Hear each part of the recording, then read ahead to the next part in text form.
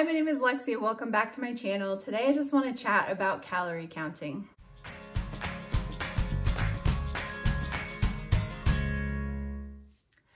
All right, first off, I want to just put it out there that I understand that if you reduce your calories, you are most likely going to lose weight, at least in the short term. Like, I understand how the science works and all of that, but I think a lot of us have experienced the fact that this is not always sustainable. And I do think that there are ways of doing calorie, tracking that are maybe sustainable for some people, depending on what you're eating and how much you enjoy it and whether you enjoy tracking itself or you just sort of know calories intuitively or whatever. But I think for the majority of people, calorie restriction, especially when you're talking about a big deficit, is not going to work. And there are some reasons why. And so I just want to talk about that because I think that a lot of people who have tried to count calories and just have ended up quitting after a certain amount of time feel like they have failed. And there's no reason for you to feel that way, because I think that you are definitely in the majority of people when that doesn't work for you. Okay, so I just kind of want to talk about some pitfalls of why this does not work long-term for the majority of people. So I'm talking about sustainability. I'm not talking about whether or not you can lose weight with reducing calories, because in the short term, it does tend to work for most people. Because you are reducing the amount of energy that you're taking and therefore taking in, and therefore you're going to burn more energy than you're taking in.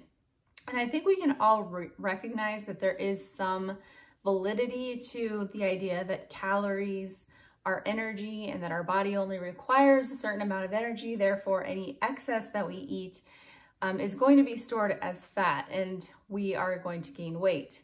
On the other flip side of that, if you consume less energy than you need, then you will burn it off and your body will go into its storage, theoretically. Okay, so the first problem is reduced metabolism. So when you look at people who have done extreme calorie restriction, and you're thinking about shows like The Biggest Loser or those kind of weight loss competitions where there is extreme calorie restriction, also extreme exercise. So burning lots of calories, eating very little calories, they lose weight really, really fast. But when you look at the history of these contestants after the show, and they go back to kind of their normal eating, they put on weight really, really fast. And a lot of them not only regain all the weight, but gain more on top of that, which is crazy. Like, just for how hard they worked just to have that all go out the window. Now, going along with this, I want to link below a podcast episode. This was on the Intermittent Fasting Stories podcast, and I'm blanking on her name, so I'm going to put it here on the screen, but also I will link the episode. And she was on a weight loss TV show. It wasn't like a competition, it was more like a documentary type thing. And she lost over 200 pounds in a year, which is crazy, with extreme calorie restriction, lots and lots of exercise. Like, really, I think you will want to listen to her story because she's very inspiring, and just all of the takeaways that she had from that experience and everything is really just fascinating. And I think that for a lot of people could give you a lot of hope as well. And her motivation for doing this actually was to have a child. And so she had PCOS and was severely morbidly obese. And so she went on this show to lose weight so that she could conceive a child. And so after the show, she started regaining the weight, and it was really, really hard. She was having a really hard time. Not only did the weight loss slow down, but then after the show, she regained quite a bit of weight. Not all of it, because she was still very, very vigilant with what she was doing. And so she didn't regain all of it. She did gain back a significant amount though. And not only that, but she was not able to conceive right after this show because she had lost her cycle, because her body went into this starvation mode, and it was like, you're not feeding us enough, you're doing too much stress, not enough food. No, we're not gonna reproduce. And so so that was definitely an extreme example, but you know, what happens when you consume less energy is your metabolism does go down. And so a lot of times people who are in these extreme calorie deficits will actually just be reducing their metabolism long term. So yeah, they will lose weight in the short term, but in the long term, they're just reducing their metabolism. And so it's not helping. The other thing is your hormones. And this is like a huge part that, like, for the longest time, the medical community has not recognized this. And thankfully, there are people like Dr. Fung who are now educating people on what is happening in your body that might be preventing you from losing weight. I'm actually currently reading a book by Benjamin Bickman called Why We Get Sick, and it is all about insulin resistance. And so your hormones play a huge part in whether or not you're going to be able to lose weight. The main kind of culprit here is your insulin. And if your insulin is running high and you are insulin resistant, then it doesn't matter how many calories you're eating, because your body is going to stop you from burning that fat. It's blocking your body from accessing those fat storage, and it's signaling your body to store more fat. And so it's just really hard in that situation to actually lose weight and to take it off. And so what happens if people are in a calorie deficit and they are also insulin resistant is what could happen is your body is actually going to burn some muscle, because it's going to have to burn something. And so people can lose muscle instead of burning fat. And that's a problem. The other problem is with your hormones is you have your hunger hormones and your satiety hormones. And when you're in this huge calorie deficit, your body is trying to get you to eat. And so it's ramping up those hunger hormones. Ghrelin is the one that is the hunger hormone, and leptin is your satiety hormone. And so on the flip side of your hunger being way, way high, your satiety is going to be low, because your body doesn't want you to think that you're satisfied, because it wants you to eat more. And so this hunger is just constant. And I personally know from experience that when I was like on a diet where I was, you know, low calorie, low carb, low fat, like all of that, I was starving all the time. Like, it didn't matter if I had just eaten, I was starving. I was starving from the time I woke up to the time I went to sleep. And I just could not feel satisfied when I was doing this diet. And so that is what a lot of people experience, is this very low satiety, high hunger experience where your body is pushing you to eat more, and you can only fight that for so long until you give in. So there's so many flaws with the whole idea of just eat less, move more, because not only if you are in a calorie deficit and then you're also working out, like extreme workouts, then you're adding that cortisol, you know, to the mix, which adds more stress. Your body then thinks that it is in this fight or flight state, and it's not going to let go of the fat.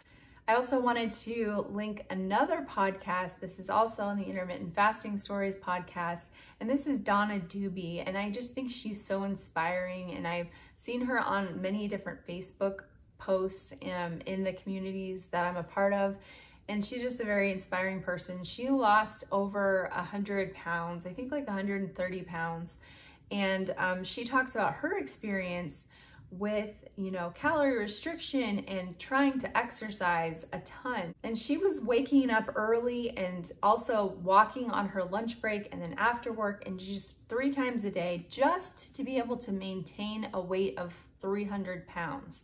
And she was just really struggling to find the answer to weight loss.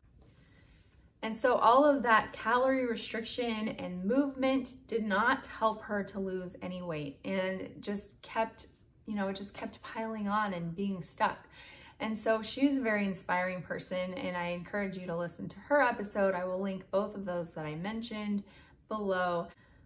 And in Donna's episode, she did mention that she went low carb for the first year of her journey. She did end up adding carbs back in, but because she believed that she was so insulin resistant, that she needed to lower her carbs. Now, not everybody needs to do that. Sometimes intermittent fasting, especially if you're doing alternate day fasting, because that's a fantastic way to lower your insulin.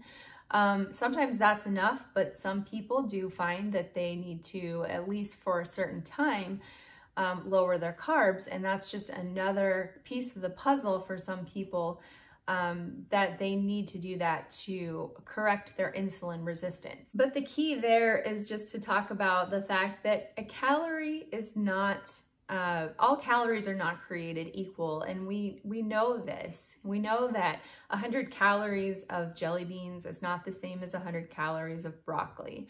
I think everybody can recognize that. And yet when it comes to calorie counting, I think that what people do is they focus so much on the calories, and that's all that their brain can handle, that the actual quality of food and the macronutrients and the micronutrients sort of take a back seat. And people are just looking for, packaging that has 100 calories or 200 calories or whatever, and you're trying to stay under this number without really trying to feed your body what it needs, because your body is going to be seeking nutrients. And so if you don't give those nutrients to your body, it's going to be looking for them, and those hunger hormones are going to go up again, and it's just a situation that you don't want to be a part of. Along with that, if you watched my previous video about the book Glucose Revolution by Jesse and Jousby, another part of this is that if you're eating foods that spike your blood sugar or your blood glucose, then your insulin will remain high, and you will also probably experience glucose spikes and crashes, which, again, contribute to that hunger and the tiredness and all of those symptoms. And also it causes your body to secrete more insulin, adding to the problem that you're trying to correct. I'll go ahead and link that book again below, and the review that I did in the description. And the other thing that I think is a real problem with counting calories and calorie restriction is that your body has different calorie needs on a day-to-day basis based on your activity and based on your hormones and your cycle and where you are if you're a woman. But just so many different factors that make each day a little bit different. And if you are going to ignore those cues from your body, and like maybe you need more food one day, maybe you need less food one day, and you totally ignore those things, then that's just going to continue that cycle of never being in a place of balance with your body, because you're never going to have those cues in line with each other. And so I think it's a really powerful thing to be able to just eat to satiety, and then give your body the break to let, insulin come down, let all of the healing processes begin. It's such an important part of, overall health. And it's something that we're just now kind of rediscovering in this world where we are bombarded with snacks and calorie information. And so again, I'm not saying that calories don't mean anything at all, because they do, but what we really want is to come to a place where we choose the foods that make us feel our best, and we eat them in an amount to where we are satisfied but not overstuffed, and where that amount will carry us until the next meal. And that's what metabolic flexibility is. And so for me personally, whenever I was in a diet where I was in a calorie deficit and I was, trying to restrict calories, I never felt satisfied. I never felt that peace around food, and that is what we want to have. And so even though I know that this idea is not going anywhere anytime soon, I hope that this helps someone to sort of open their minds a little bit to these different reasons why this doesn't work for people. And I think we need to find solutions that work for people long term and help people to come to peace with food and be able to really enjoy the foods that they love without guilt, and just recognize the feeling of satiety and the feeling of true hunger, and to honor those things and to really honor your body and what it needs, and to not feel guilty about it, and just to move forward and just to enjoy life and not have to obsess over every calorie and how much each food is. It's just too much. So I hope you guys are all doing well, and I will talk to you next week. Thanks for watching. Bye-bye.